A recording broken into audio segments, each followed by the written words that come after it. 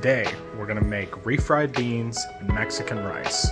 These are two of the simplest things that you can make as sides, and it will just take your Mexican food up to the next level. I promise you, even if it's not authentic, it is absolutely delicious.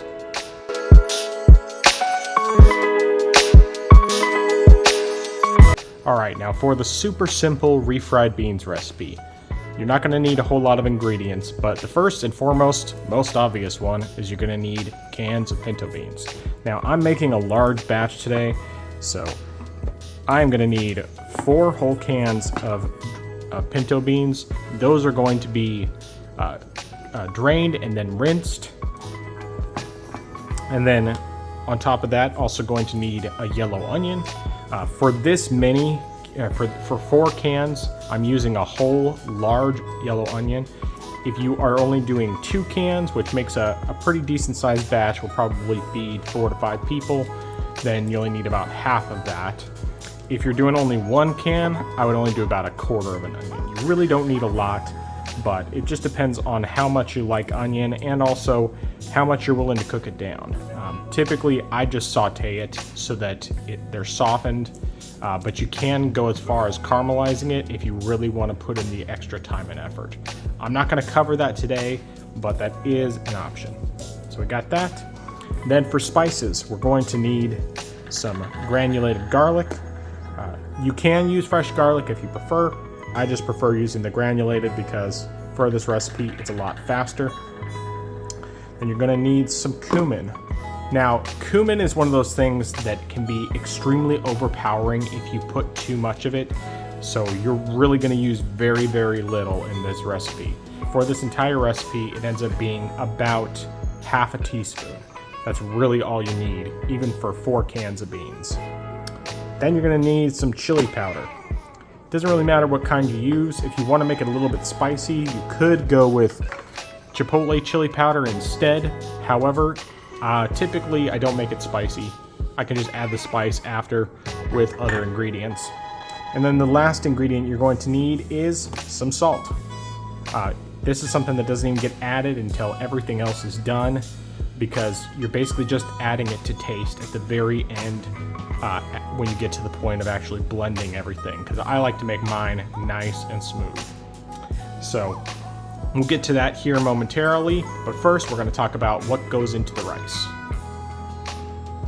Alright, now for the rice, this is even easier than the beans because all you need is 3 ingredients. Number 1, you need some rice. Now in this case I'm using basmati rice because it's one of the ones I have on hand, but you could easily use brown rice, you could use white rice, you could use sushi rice, you could use jasmine rice, you could use any kind of rice you want, really, but typically a white kind of rice is what I find works best. Regardless of what you use, though, it'll be delicious. So, in addition to the rice, you're also going to need some butter. With butter, you only need about 1 tablespoon per cup of rice. That's really all you need. And then the last ingredient, and this is probably the most important to make it that Mexican rice, is, once again, that wonderful chicken tomato bouillon. That's all you need to make the rice. I mean, obviously you'll need some water as well, but that's kind of a given when you're making rice. So that's all there is to it for the rice. We're going to go ahead and get started with what we need to do for the beans, and then we'll get started on the rice as well. Alright, so the first thing we're going to do for the beans is we're going to start by cutting up the yellow onion. So I'm doing this on camera mostly just because I want to give you guys a great technique that I learned from Sam the Cooking Guy that is actually super helpful for getting this cut easily. So what you want to do is you want to start by cutting from the top of the onion. You could technically do it from the bottom, doesn't really matter. But you want to cut all the way through to the bottom. This is going to make it a lot easier to peel as well. And you want to cut off top edge there, the bottom part with the knot there, and then from there you'll very easily be able to peel the onion.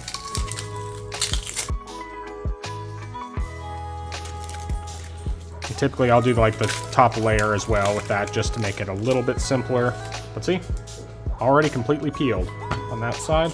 set that aside and throw that away momentarily. Do the same on the other side. Cut off the top. Cut off the bottom. And then do that top layer of onion, because sometimes that top layer is a bit more tough anyway. That's why I typically go for that. Get all that off. And there we go. All peeled, ready to go. And now that we've gotten rid of the onion wrapper, as you could call it, I'll show you how to most efficiently chop up the onion. So I do some cuts on the side here.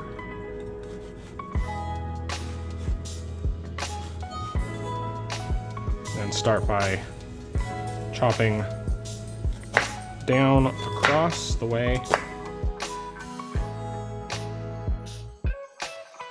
And turn it around. Make the same kind of cuts on this side. I know my technique is not professional, but you know what? It works. That's what matters. That's really what matters when it comes to cooking, is doing what works for you. If you have a better way that you like to do it, by all means, do it that way. But this is the way that always works for me.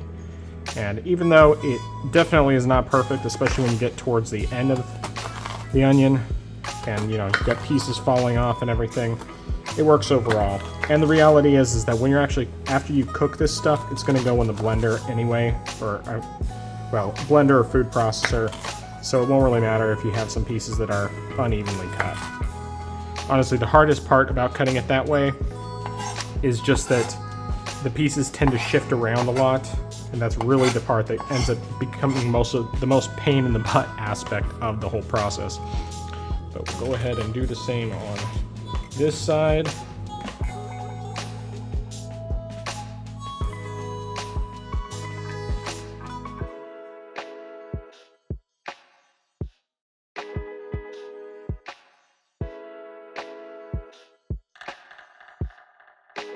Yeah, not the prettiest stuff in the world, but it works. And now we'll move on. Alright, so now we need to get the rice going. So once again, I'm doing this in my Instant Pot. If you don't want to do it, if you don't have an Instant Pot or you don't want to do it in an Instant Pot, you can also do it on the stove. You'll do the same measurements, but you'll do it, basically just bring it up to a boil, stir a bit, and then after you have stirred it a bit, cover it up, reduce the heat to low, and then cook for about 15 minutes. What I'm doing here is I'm doing about 2 cups of rice and 3 cups of water. Something to keep in mind with this also is that you don't obviously have to do as much as what I'm doing. I'm doing a larger batch because I usually like to have plenty left over. But the other thing is that the amount that you're going to do, you want to do 1.5 times the amount of water that you're doing for your rice. So if you have 1 cup of water, or I'm sorry, if you have 1 cup of rice, then you'll have 1.5 cups of water. So in this case, 2 cups of rice equals 3 cups of water. Either way, that's all you need to do with this. You're not going to add the bouillon or the butter until after it's cooked. But we're going to get this started because it doesn't take long at all to get the beans going. So get that closed up, hit the rice button, and we're off. Alright, so at this point you want to go ahead and get your cans of beans and drain those. I like using colander here because it's a much easier way to get them completely drained and then rinsed after the fact.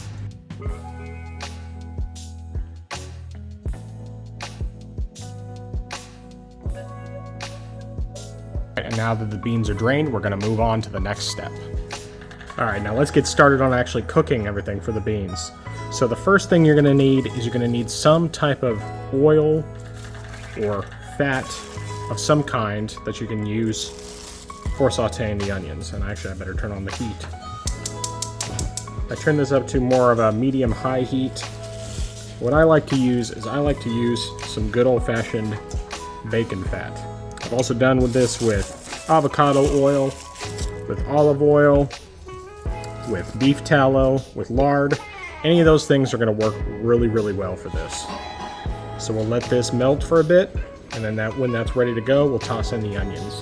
Now, one thing I did forget to mention, in this case, because of how large of a batch I'm making, I'm using a 5-quart Dutch oven. You don't necessarily have to use this big. I've used smaller pans as well, but I find typically that the best thing is just to make sure you have more room than you think you're going to need.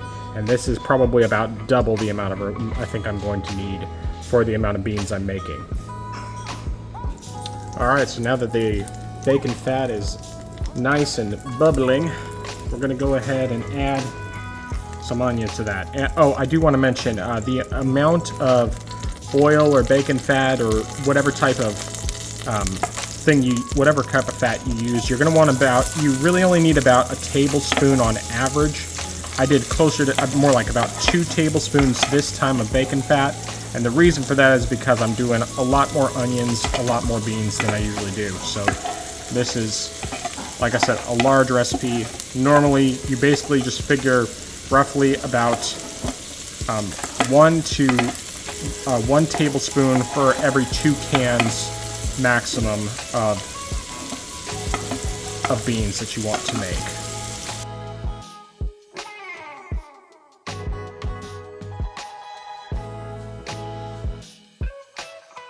Alright, and then with these onions, you're just going to want to saute them until they're well softened. If you want to be really adventurous and you have the patience, you can caramelize them, but I find that really the only difference it makes is just a little bit in the flavor department. I personally, like, as much as I love caramelized onions, I just don't think they're necessary for this recipe, and they do take a lot longer to make, so that's something else to keep in mind. But we'll get that going for a bit, and we'll come back when they're well sauteed.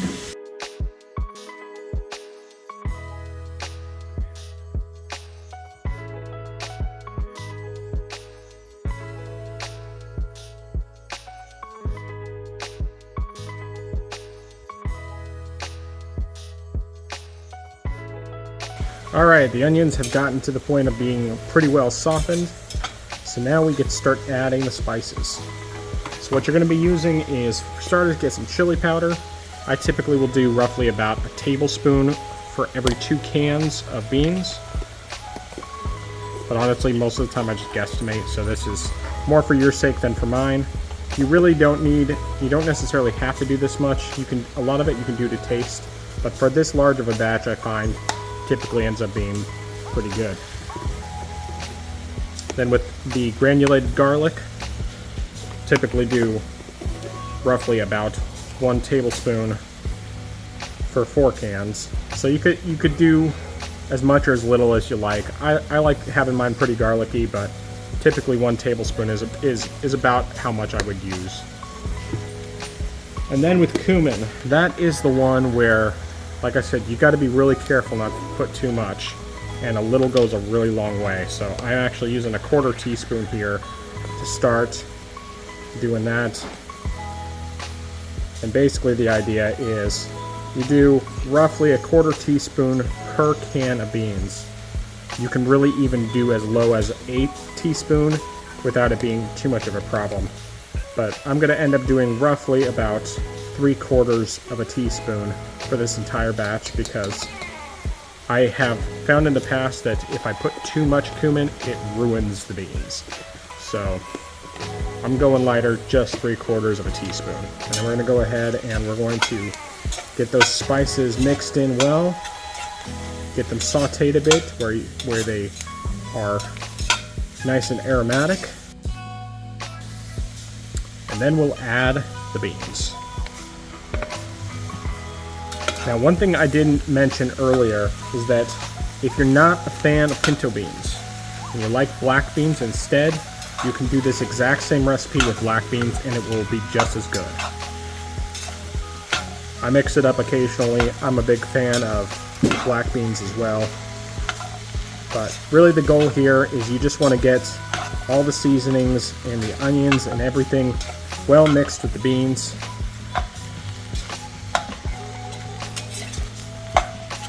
And then we'll add some water.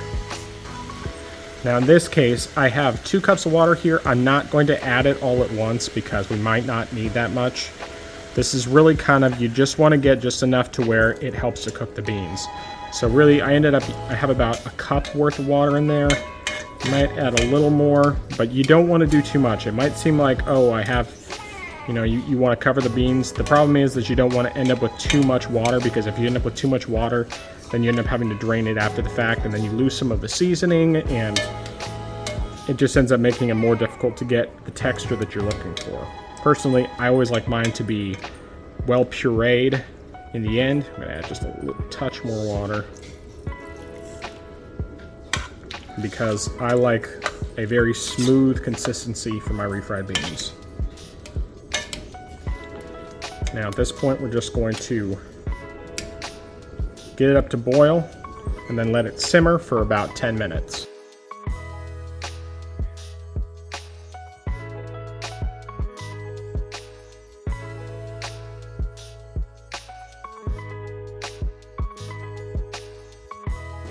Alright, and now that it's been about 10 minutes, we're going to go ahead and turn off the heat under the beans. Give them a quick stir. A lot of the water's been absorbed. Now we're ready to add them to our food processor. Alright, so I have my food processor all ready to go. At this point, we're just going to start pouring the beans in. Can be kind of messy. It might be easier to do with a spoon, actually. We're going to do this with a go ahead and scoop it in. It's going to be pretty full in here, but the goal, of course, once again, is to get this as smooth as possible. Now, one thing I do want to note is that if you don't have a food processor like this, you can probably use a blender. I just be aware that beans tend to stick a lot because they're going to be a little on the drier side, or well, I should maybe not dry. Dry isn't the right word, but the beans tend to stick a bit more because of how thick they get, and so a blender sometimes can be a little more tricky to get all of it out of there. The other option, of course, is an immersion blender, one of those handheld ones. I've used those before with varying degrees of success. If you don't like it as chunky, that can be if you don't like it as smooth, that can be a viable option. Personally, I just like them super duper smooth, so I always use the food processor if I have the option.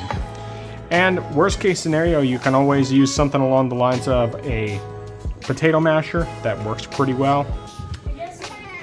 But if you don't have any of those options, your very last option, at least that I can think of, is to just use a spoon. You can just squish them in the pan with the spoon. I don't think it's the best way to do it, but mostly because I don't like them as chunky. Either way, it will work for you just fine.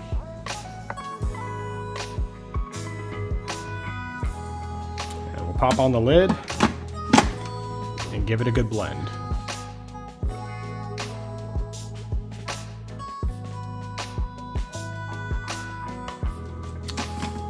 When it looks like it's smooth enough for you, give it a good taste test.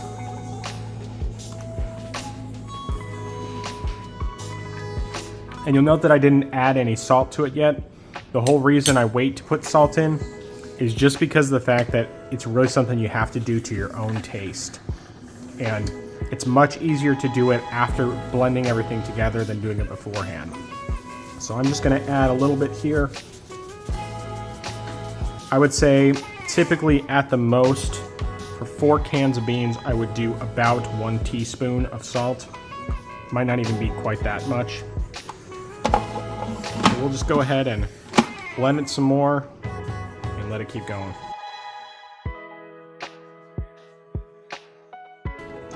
All right, we'll see how well that salt incorporated.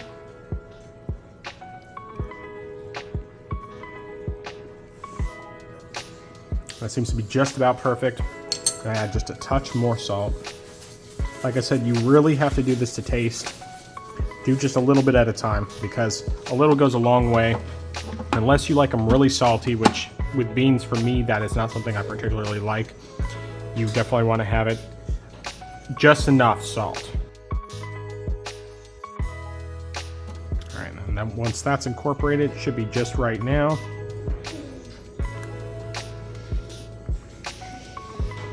And yeah, that's the stuff. So we're gonna go ahead and transfer this back into the pan, and then we will continue from there and finish out the rice.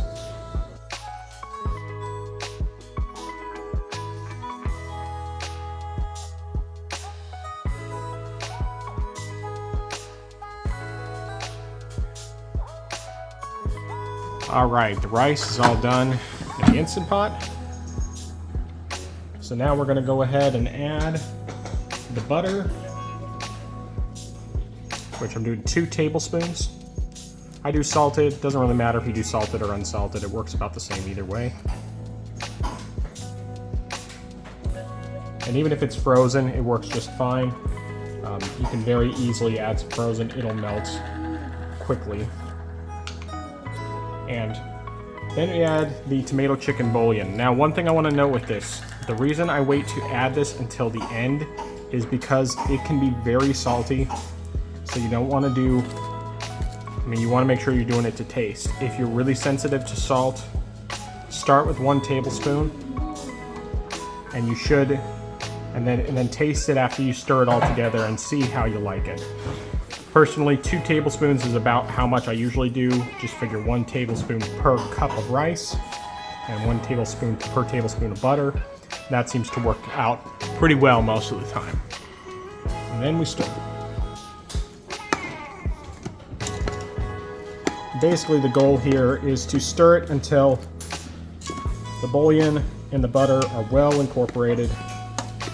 I know this might not seem like the most efficient way to do things, especially considering the fact that if I cook it with the bouillon in the first place, it'll already be well mixed in, theoretically. But the problem, of course, is that if you don't know the exact amounts, you don't know what level of saltiness you like, you end up in a situation where if you end up with it too salty, then you're basically out of luck. You're just gonna have to deal with it. So that's why I recommend definitely sticking to adding it at the end. Once you determine exactly how much works for you, that's when you can add less of it. Or that's when you can add it beforehand, and then it should be well incorporated. Either way, this works pretty well. Gets the rice a nice, beautiful orange color. And it's a much easier way to be able to find out what level works for you. So do a quick taste test.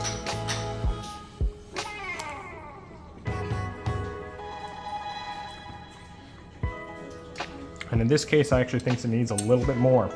This is part of why I do it, because it's always kind of hard to tell exactly what you need. I'm going to add about another half tablespoon and then mix it in well.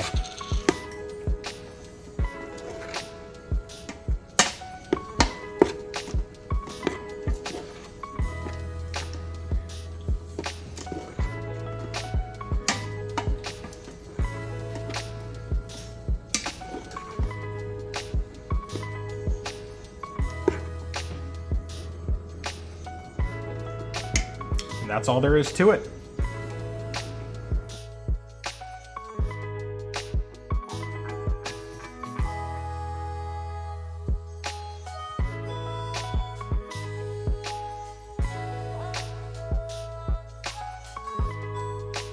And there's the final product. Top those beans with some cheese. You can just have them like that. You can toss them in a burrito. You can do them with some ultimate nachos. You can have them just as a side for tacos or whatever you want to do. Either way, these things are fantastic.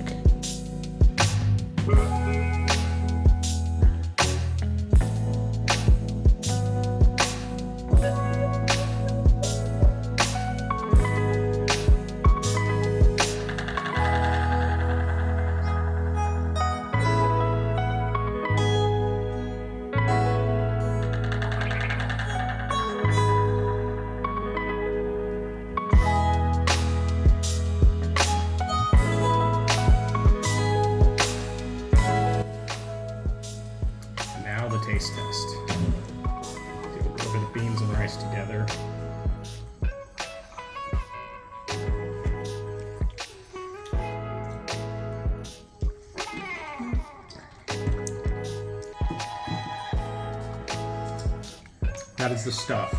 I'm telling you, it's worth the effort, and if not much effort. If you like this recipe, please give a like, share with your friends, and check out my channel for future videos with more recipes that, while not necessarily authentic, are always delicious.